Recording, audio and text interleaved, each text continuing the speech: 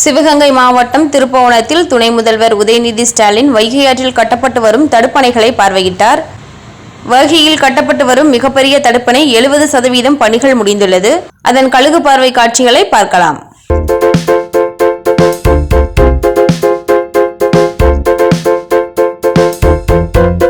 தமிழக துணை முதல்வர் உதயநிதி ஸ்டாலின் சிவகங்கை வருகை தந்து 40 கோடி மதிப்பிலான தடுப்பணை கட்டுமான பணிகள் குறித்து ஆய்வு செய்தார்.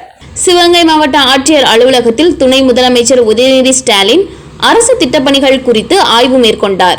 பிறகு சிவகங்கையில் முடிவு பெற்ற கட்டிடங்களை திறந்து வைத்தும் நலத்திட்ட உதவிகளையும் துணை முதல்வர் உதயநிதி ஸ்டாலின் வழங்கினார். இந்த நிகழ்ச்சியில் கூட்டுறவுத்துறை அமைச்சர் KR பெரியகருப்பன், மாவட்ட ஆட்சியர் திருமதி ஆசா அஜித், மானாமதுரை சட்டமன்ற உறுப்பினர் தமிழரசி ரவிக்குமார், மாவட்ட துணை செயலாளர் சேங்கை மாறன், தமிழக காங்கிரஸ் கட்சியின் மாநில பொதுச் செயலாளரும் தொழிலதிபருமான பச்சேரி CR சுந்தர்ராஜன் அவர்களும், இடைக்காட்டூர் கிராமத்தை சேர்ந்த தலைமை ஆசிரியர் பிரபாகரன் மற்றும் கட்சி நிர்வாகிகள், தொண்டர்கள், பொதுமக்கள் அனைவரும் கலந்து கொண்டனர். தினமுல்லை செய்திகளுக்காக தலைமை செய்தியாளர் சின்னத்தம்பி. செய்திகளை உடனுக்குடன் தெரிந்து கொள்ள தினமுல்லை நியூஸ் தமிழ் சேனலை சப்ஸ்கிரைப் பண்ணுங்க.